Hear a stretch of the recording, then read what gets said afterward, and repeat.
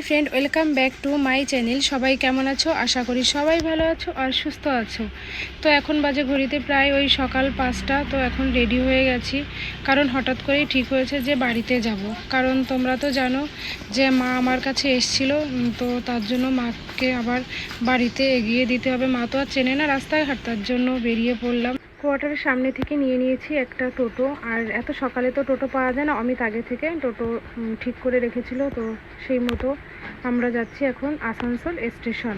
আর আমাদের স্টেশনে আসতে সময় লাগলো ওই 15-20 মিনিট। আর ইউভানকে যে ঘুম থেকে তুলে নিয়ে এসেছিলাম, তো এই ঘুম ঘুম চোখে একদম চুপচাপ করে বসে রয়েছে। আর আমাদের এই আমরা যাব হচ্ছে নৈহাটি। তো আমাদের নৈহাটি স্টেশনে পৌঁছাতে লাগবে 3 থেকে 3.5 ঘন্টা। আর হচ্ছে এদিকে ইউভানও ঘুমিয়ে পড়েছিল, ঘুম থেকে উঠে তারপরে দেখো এখন একটু খেলছে, হাসছে ওর পাপার সাথে। আর এই যে দেখো আমরা নৈহাটি স্টেশনে পৌঁছে গেছি। আর এখান থেকে যাব হচ্ছে আমার শ্বশুরবাড়ি তেঁতুলিয়া। তো এখান থেকে হচ্ছে বাসে যাওয়া যায়, কিন্তু আমি না বাসে বা 4 চাকা গাড়িতে কিছুতেই উঠতে পারি না, আমার বমি হয়। তার জন্য অমিত একটা অটো ভাড়া করেছে, তো সেই অটোতেই যাব। আগে যাব শ্বশুরবাড়ি, তারপরে 2 দিন থেকে ওইখান থেকে যাব বাবার বাড়ি।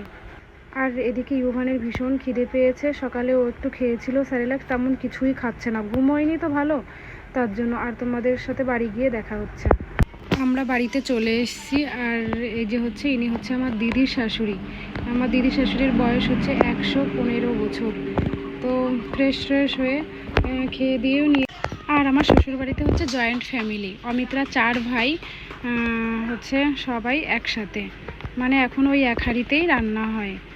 তো কিছুদিন আগে শুধু বড়দারা আলাদা হয়ে গেছে, আর আমরা এখনও সবাই একসাথেই আছি।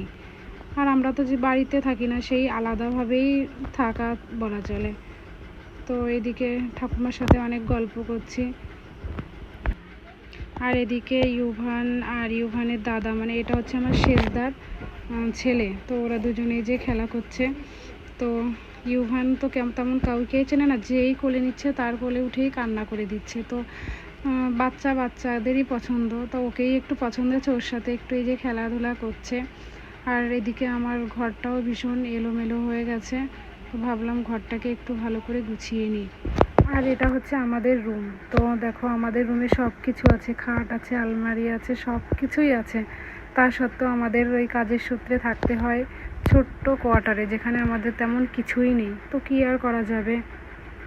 তো ভাবলাম ভীষণ অগোছালো হয়ে রয়েছে, তাই একটু গুছিয়ে নিচ্ছি।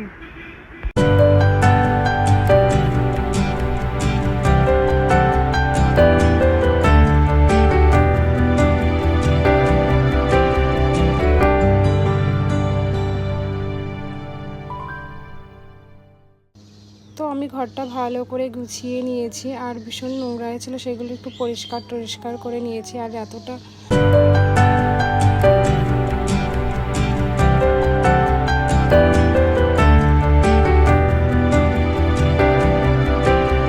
রাস্তা জার্নি করেছি, তো ভীষণ ক্লান্তি লাগছে, তো একটু রেস্ট করে নেব। আর আমার ভিডিওটা কেমন লাগলো অবশ্যই কমেন্ট করে জানিও। আর লাইক, কমেন্ট অ্যান্ড শেয়ার করতে একদমই ভুলো না।